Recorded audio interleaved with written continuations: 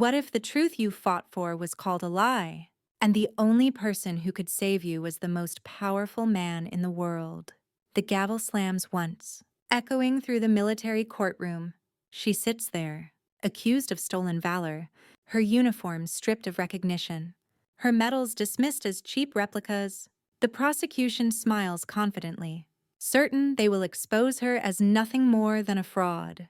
The gallery whispers, hungry for humiliation, ready to watch another pretender fall. But what happens when the truth walks through the door? Straight from the White House to shatter every assumption in the room. The truth isn't buried in her testimony or even in her files. The truth is walking down a hallway in the White House, heading straight for this courtroom. And when the doors open, everything the prosecution, the evidence, the judge's assumptions will be turned upside down. They think they're about to convict a liar. Instead, they're about to discover that the highest office in the nation has been waiting years for this very moment. The courtroom smells faintly of old wood and rain. A storm has rolled in from the Pacific, battering the naval base with wind that rattles the windows. But inside the tribunal chamber is hotter than a furnace. Lieutenant Cara Wynne sits alone at the defense table, her hands resting calmly in her lap, though her wrists bear faint white scars that no one has noticed. She looks out of place, dressed in standard Navy service khakis, but stripped of all insignia, her ribbons removed, her decorations confiscated as evidence. Across from her, Commander Hale, the prosecutor, is already smiling like a man who's won before the game even started. He's broad-shouldered, clean-cut, the kind of officer who never loses a case. His stack of files is neatly arranged, full of service records and personnel rosters meant to prove one thing: Cara Wynne has never been who she claimed to be. Another faker. Someone mutters in the gallery just loud enough for her to hear. Pretending she was in combat. Pathetic. Cara doesn't react. She's learned long ago that silence is sharper than protest. Colonel Davenport, the presiding judge, taps his pen against the docket and clears his throat. This tribunal is now in session. The case of United States versus Lieutenant Cara Wynne. Charges: impersonating a Navy SEAL, falsifying military records, and fraudulent display of unearned commendations, including the Silver Star. The words hang heavy in the air. Commander Hale rises, his voice smooth and confident. Your Honor, this is a simple case. The accused has been attending veteran events, claiming service in special operations, even hinting at classified missions. She has appeared in photographs with medals she did not earn. She has attempted to pass herself off as something she is not: a warrior. The evidence will show her service was 4 years of logistics work, nothing more. Murmurs of agreement ripple through the room. Cara sits motionless, her eyes fixed on the grain of the table in front of her. She expected this. She was warned this day would come. The first witness, a retired Marine, swears in and points directly at her. She told us she was there. Yemen, 2019. She described the operation like she was part of it. Impossible. We all know no woman has ever been part of those missions. Objection. Her defense counsel mutters half-heartedly, but even he sounds like he doesn't believe in his case. He's young, maybe. Probably handed this defense as an assignment right out of his face. The judge lays it out. Overruled. Continue. Piece by piece. The prosecution lays its case like bricks in a wall. Her official file projected on the big screen. Cara Wynne enlisted 2012. Discharged 2016. Logistics specialist. No combat tours. No special warfare training. No commendations beyond the Navy Achievement Medal. The file looks damning. It is damning. Hale holds up a photograph of Cara standing at a small veteran event, the Silver Star gleaming on her jacket. This medal, he says triumphantly, is a replica available online for $49. She wore it in public to gain credibility she does not deserve. The gallery shifts with disgust. Some shake their heads. Others whisper words like disgrace and fraud. Through it all, Cara sits perfectly still. The storm outside rages harder, thunder cracking like artillery fire. Finally, Colonel Davenport leans forward. Lieutenant Wynne, do you have anything to say in your defense? The room turns to her. Cara lifts her eyes. Steady, controlled. She speaks only once. Her voice, even by service record, speaks for itself. Laughter breaks out in the gallery. A cruel, bitter sound. Commander Hale smirks, sensing the victory is his. But then the door at the back of the courtroom opens. Not gently, decisively. Two men in suits enter, their earpieces flashing under the harsh lights. Secret Service. The murmurs stop instantly. A third man follows them in. Older, steady, the kind of presence that silences a room without speaking. Colonel Davenport rises to his feet in shock. The President of the United States has just walked into the courtroom. Hey, real quick, while this moment sinks in, grab your phone, hit that like button, and drop a comment below on Hope Around the Hearth. Share a time someone doubted your truth. How did you overcome it? It helps keep our channel alive, telling stories like this for those who've been there. And please hit subscribe to Hope Around the Hearth. It's a small thing, but it means we can keep sharing these moments of truth. All right, let's get back to what happened. Can you imagine the moment when the most powerful man in the world steps in to defend the accused? The storm outside goes quiet for one impossible moment, as if the whole world is holding its breath. The heavy oak doors close behind the Secret Service agents with a dull thud that seems to reverberate through every chest in the room. For a heartbeat, no one moves. President Jonathan Reeves walks to the front, his polished shoes echoing against the tribunal chamber's floor. His presence fills the space in a way no uniform or medal ever could. This is not the carefully staged entrance of a politician. This is deliberate, unannounced, and utterly disarming. Mr. President, Colonel Davenport begins, his voice cracking as he tries to recover his composure. Colonel, Reeves interrupts, his tone calm but absolute. Remain seated. The colonel obeys without hesitation, his face pale. The entire gallery, sailors, Marines, retirees, NCIS agents, even Commander Hale, freezes where they stand. Kara does not move either, but for the first time since the proceedings began, her eyes shift from the table to the man approaching the bench. President Reeves turns, his sharp gaze falling on Commander Hale. This trial, explain it to me. Hale swallows, his earlier confidence faltering but not extinguished. Mr. President, the accused, Lieutenant Wynne, has been parading false claims of service. She's been presenting herself as a Navy SEAL, wearing decorations she never earned, dishonoring those who did. The evidence is overwhelming. Reeves listens silently, then looks back at Kara. She meets his eyes without flinching. Lieutenant Wynne, he says, his voice softer now, but carrying across the silent chamber. Do you know why I'm here? No, sir, she replies evenly. The president reaches into his coat pocket and produces a velvet-covered case, weathered but unmistakable. He sets it on the judge's desk and opens it, revealing a silver star. But not just any silver star. This one carries a specific engraving, a date, and a classified operational code. The gallery erupts into whispers. Davenport pounds his gavel. Silence. This, Reeves says, his voice firm again, is Lieutenant Wynne's medal, awarded in a secure ceremony attended only by myself, Admiral Taggart, and two men whose names will never appear on any roster. It was presented for her actions during an operation in Yemen that saved not just an intelligence officer, but 30 civilians caught in the crossfire. Gasps ripple through the room.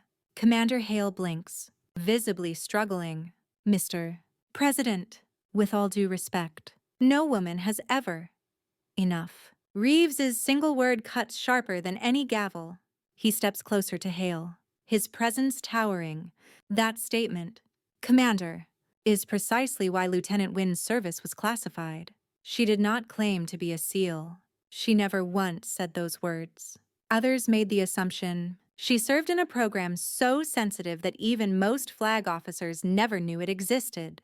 He turns to the gallery, his voice rising with restrained force. And now, because of arrogance and ignorance, she has been dragged into this courtroom, accused of being a fraud for telling the truth. Truth she was ordered never to reveal.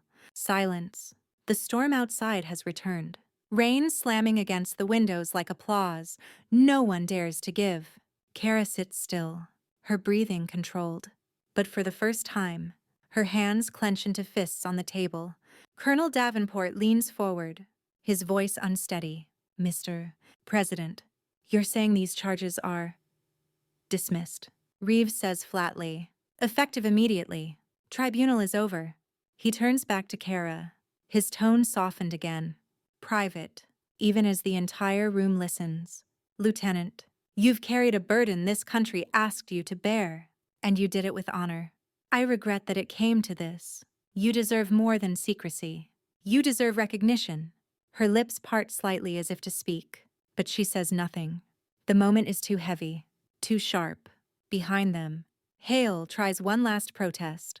But sir, her service record was sanitized, scrubbed, sealed. The president's eyes burn into him. You think classified programs leave their operators exposed in public files? Commander Hale, let me be clear. If I hear of you or anyone else questioning her honor again, your career will end before the ink dries on your next report. Hale sinks back into his seat, pale and silent. Reeves gestures toward Kara's defense counsel, who looks like he might faint from shock. Lieutenant Quillian, you'll be provided with a corrected record for your client within the hour. You'll find it far more complete than the one you've been shown here. He turns toward Colonel Davenport.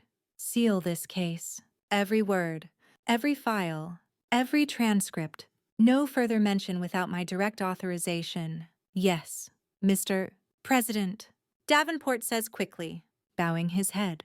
Reeves looks back to Kara one last time, his voice quiet. You are not alone anymore, Lieutenant. Not after today. With that, he closes the metal case, tucks it back into his coat, and turns for the door. The Secret Service moves in perfect precision, clearing his path. The gallery remains frozen, the air electric with disbelief. No one speaks. No one moves. As the president steps out into the storm, lightning illuminates the chamber, and for the first time, Kara allows herself the faintest of smiles. The war isn't over, but the truth has finally drawn its first breath. The tribunal chamber is empty now, the gavel's final echo long gone, yet the silence still weighs heavy. Kara sits alone at the defense table, staring at the wood grain as if the answer to everything lies hidden in the lines. Her court-appointed lawyer, Lieutenant Quillian, stands awkwardly nearby, shuffling papers he no longer needs. Lieutenant, he begins softly, I don't understand any of this. A moment ago, they were ready to strip you of dignity and throw you in prison. Now the president himself. He stops, searching for words. What are you? Kara raises her eyes to him for the first time all day. Her voice is quiet but firm. I'm a sailor who followed orders. That's all.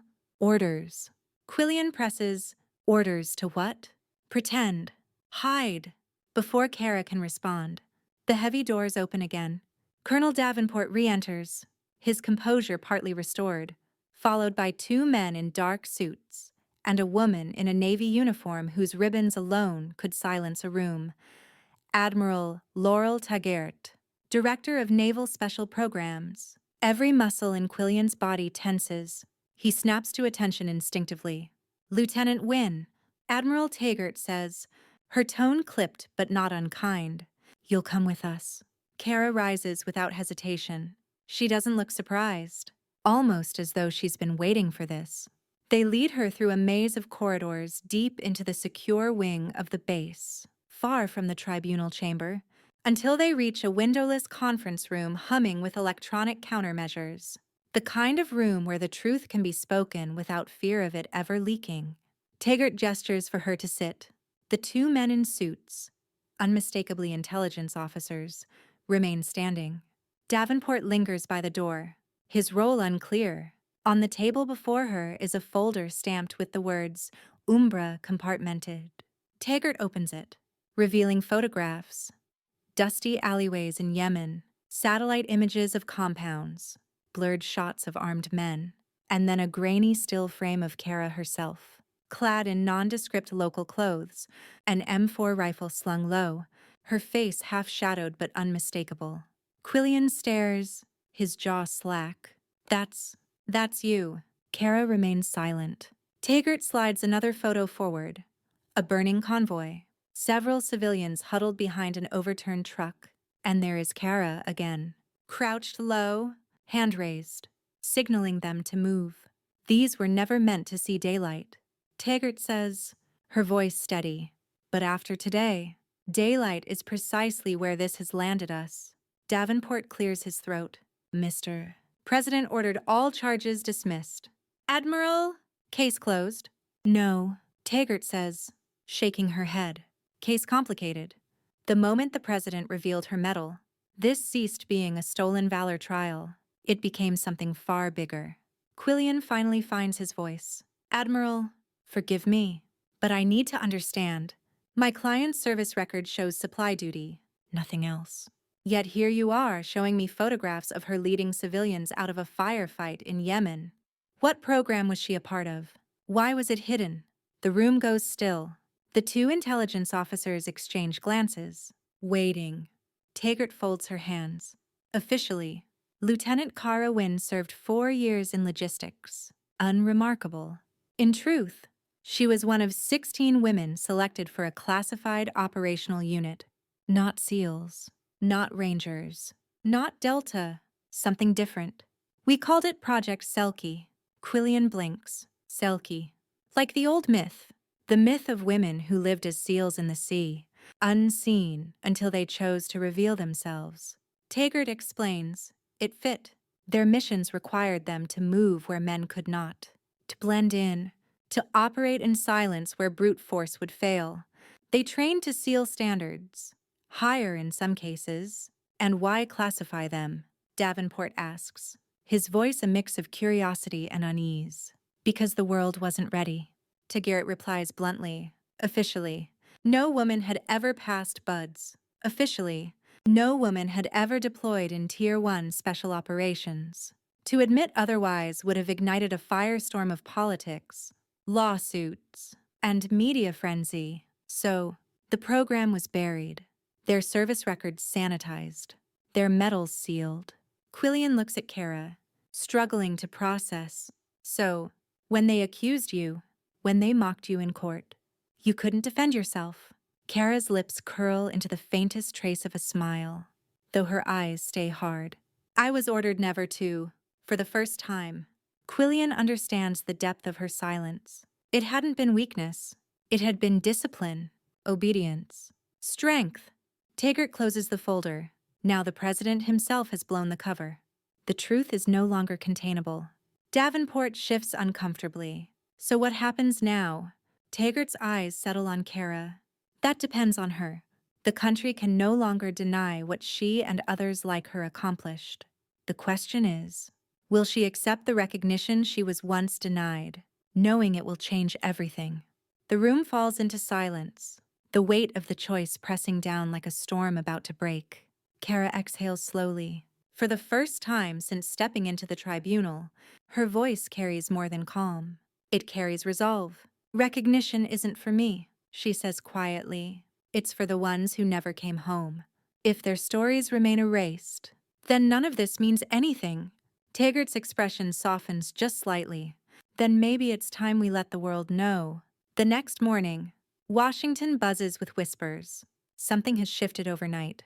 The president's unexpected interruption of a tribunal has sparked rumors across the Pentagon, the press, and even the rank and file.